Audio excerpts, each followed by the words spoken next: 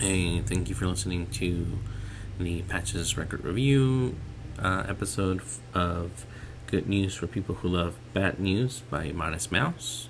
It is a 10 out of 10 album, no skips, and I recommend that you listen to it from start to finish as it has, a great transitions between songs. Now, that being said, the reason why I'm doing the review is because it is the 20th anniversary of the album, and I felt like it was a good thing to have on the internet.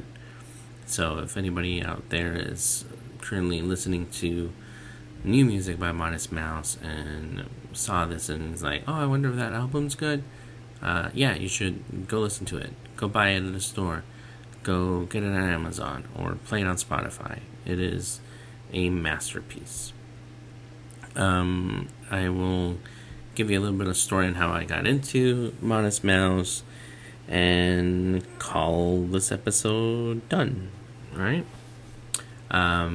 Modest Mouse, let's see. So back in 2003, Death Cab for Cutie had released Transatlanticism, which is one of my favorite albums.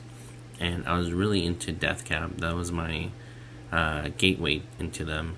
So I was going through their catalog, and obviously they had a few records prior to that. So the photo album and stuff. And I remember just listening to the radio, and Float On came on, and I was like, huh, this is new. This is interesting.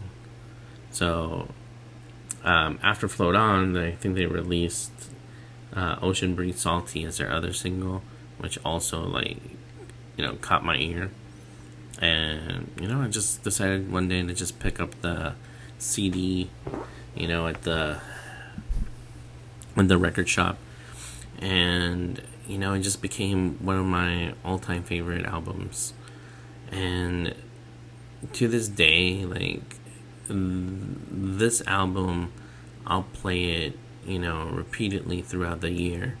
There are some songs that obviously make it to a lot of the playlists that I create on Spotify. Some of them being Bukowski, Dance Hall, and The Good Times Are Killing Me, which is my favorite song on that album. And as far as Modest Mouse, I never listen to any of their other albums. This is pretty much just kind of where it started, it ended for me.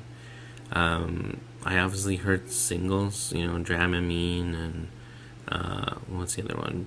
Boat or Miss Boat or something. I forgot the name of it. But I never really felt the need to look into any of their other stuff until fairly recently, because I started to kind of go to more live shows, and I found that a lot of the bigger bands, their tickets are so expensive, and I was like, this is insane. I'm gonna make a list of bands that I want to see live, and Modest Mouse is on that list. I've never had a chance to see him. I'm hoping they tour this album at some point again. Bands tend to do that. Arcade Fire did it for Funeral, so I'm hoping Modest Mouse does it for Good News for People Who Love Bad News. Now, as I was saying, this was the only album I kind of had listened by them, and recently I found out that I've been missing out. Moon and Antarctica is such a banger. It has so many good songs. Right now I'm still kind of going through the record, so I will be doing a review on that one soon. Right now I'm still digging, my teeth into it.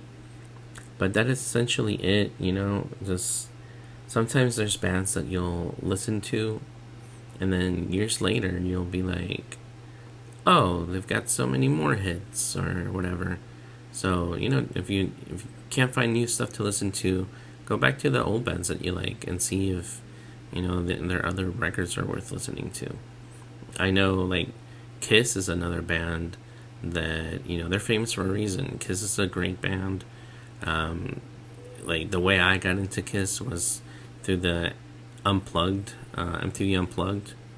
They played a lot of their hits and a lot of songs that I did not know.